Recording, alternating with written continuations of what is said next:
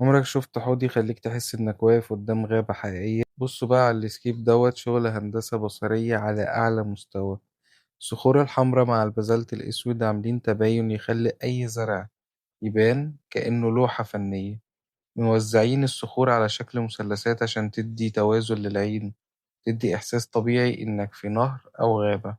عاملين ميل للخلف عشان يدي عمق للحوض ويبان أكبر من حجمه، والخشب متوزع بطريقة ترسم شكل شجرة طبيعية، تدي مساحات للزرع الطويل يطلع من الخلف ويعمل طبقات من الروعة.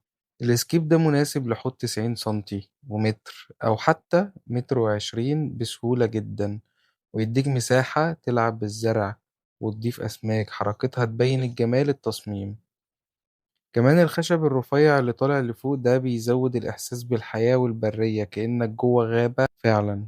الاسكيب ده معمول مخصوص لأي حد عايز منظر طبيعي هادي ومبهر في نفس الوقت. أنا يوسف وحيد، ولو حابب أعمل لك اسكيب زي ده أو أجهز لك زرع يليق عليه كلمني دلوقتي. سلام.